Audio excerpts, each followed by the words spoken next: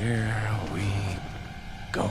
Hello and welcome to Bounding into Comics. My name is John Trent. I'm the founder and editor-in-chief at Bounding into Comics. And today I got a story about Suicide Squad actress and Oscar winner Viola Davis recently claiming in an interview promoting her recent Showtime series, The First Lady, as well as her upcoming memoir, that in order to succeed in Hollywood, quote, you either have to be a black female version of a white ideal or you have to be white. Davis's comments came in an interview with The Guardian's Diana Evans, where it appears Davis was speaking about her time in the 1990s when she started her career in acting.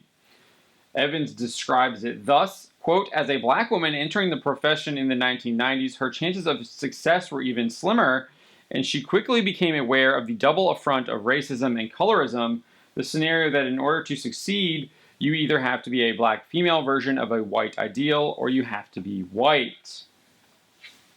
From there, Evans goes on to recount how Davis talked to her about her time at the Juilliard School and that the school and its faculty wanted to create, quote, the perfect white actor that is, quote, something devoid of joy but steeped in technique. Davis specifically told Evans, quote, there is no set rule to how a character should be played. That was my issue with Juilliard. Whatever character I play, I'm not going to play with the same palette as my white counterparts because I'm different. My voice is different. Who I am is different. It was like, your voice is too deep, you're too hard, so you have to be light, but you have to be light like a 90-pound white girl. You can't be your light. The Suicide Squad actress went on to state, I think that sometimes everything that you are can crumble under the weight of Eurocentric and white-centric notions. There's nowhere for someone like me to go. Nowhere. I got a wide nose, big lips, dark skin. I mean, where do I go? Look at me. I might as well walk through the doors of Juilliard and walk my butt out. Davis clearly didn't walk her butt out of Juilliard as she graduated from the school in 1993. In fact, just 6 years later, she would receive an Obie Award for her role as Ruby McCullum in the off-Broadway play Everybody's Ruby. In 2001, she won a Tony Award for Best Featured Actress in a Play for her role as Tanya in the Broadway production of King Hedley II. Davis will go into further detail on much of this in her upcoming memoir titled Finding Me. The Guardian would publish an excerpt of it where Davis details, attending Juilliard in the late 80s, it was arduous listening and watching white guest actors perform, white playwrights coming in to speak, white projects, white characters, a European approach to the work, speech, voice, movement. Everyone was geared toward molding and shaping you into a perfect white actor. The unspoken language was that they set the standard, that they're better. I'm a dark-skinned black actress with a deep voice. No matter how much I adhere to the training, when I walk out into the world, I will be seen as a dark-skinned black woman with a deep voice.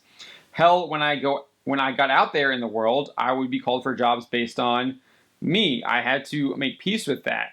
And I admit there are some classical playwrights that I never want to perform anyway. Davis would go on to claim at Juilliard she, quote, felt racially and individually neutered by a philosophy built on forgetting about ourselves and birthing someone artistically acceptable. Juilliard forced me to understand the power of my blackness. I spent so much of my childhood defending it, being ridiculed for it, then in college proving I was good enough. I had compartmentalized me. At Juilliard, I was mad. She then recalls a speech she gave for the school's Martin Luther King Jr. celebration. After recalling it, she detailed, there was silence. I was speaking my truth. It was a truth fraught with the pain of everything that had ever been dumped on me, consciously or unconsciously. Suddenly, like an elephant who is being slayed for its tusk, I was fighting back, fighting for my space. Every year, I would try to squeeze myself into every project and every character. I thought I had to.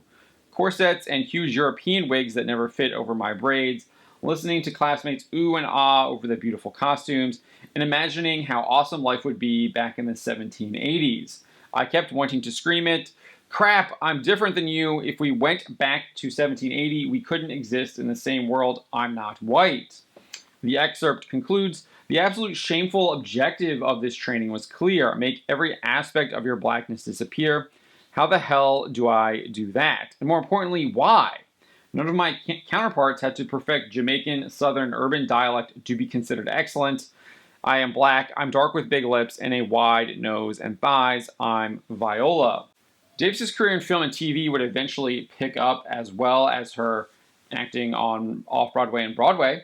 She would win a Screen Actors Guild Award and be nominated for an Academy Award for Best Actress for her role in The Help in 2011. Eventually, she landed the lead role in How to Get Away with Murder, which she won an Emmy Award for Outstanding Lead Actress in a Drama Series in 2015.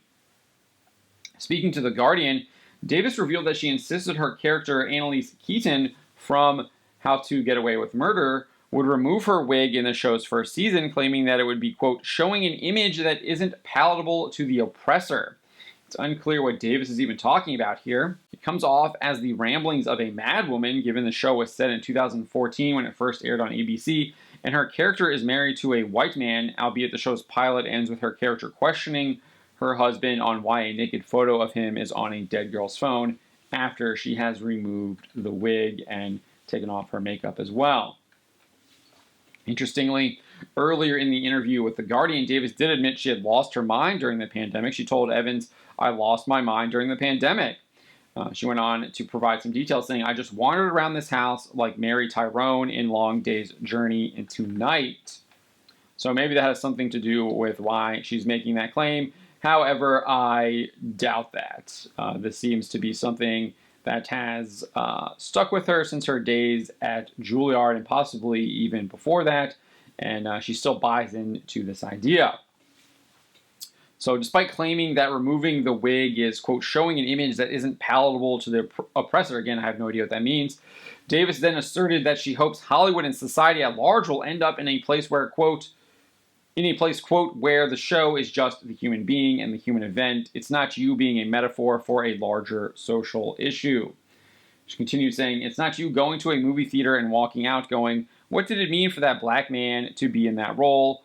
What do you think they were ultimately saying? I feel that as soon as we move away from metaphoric land and get into the land where people put their butts in the seat and their only investment is to follow you through your story, that's when we will have really changed.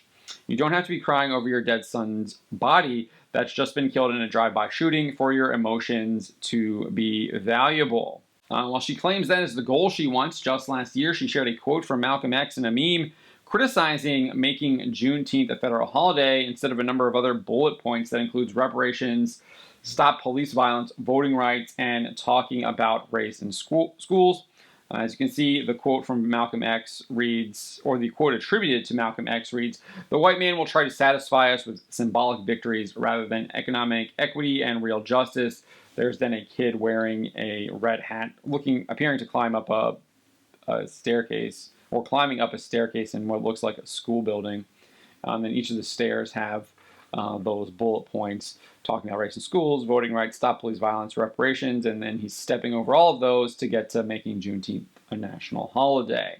So she can pontificate all she wants about wanting to move away from metaphoric land, but she's constantly talking about it in her tweets and clearly in interviews like this with The Guardian. It's also not lost on me that Davis's cry of racism seems completely unfounded, given she's probably one of the most recognized actors today. Clearly, you don't have to be white or a black female version of a white ideal, whatever that means, to succeed.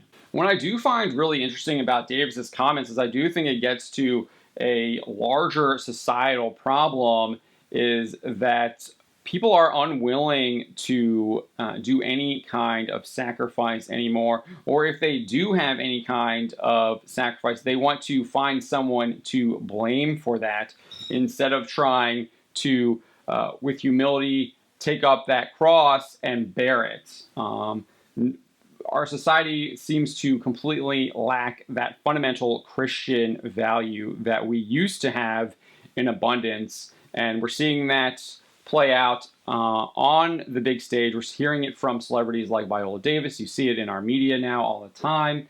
It's being taught in schools now through critical race theory. So I don't expect this to change, because I do think that as a people, we have abandoned that principle, and it's not going to change until people decide to embrace that cross once again and pick it up again, and are willing to accept sacrifice and burdens and willingly embrace them. So those are my thoughts on the matter. Let me know what you think. My name is John Trent, and you've been watching Bounding into Comics.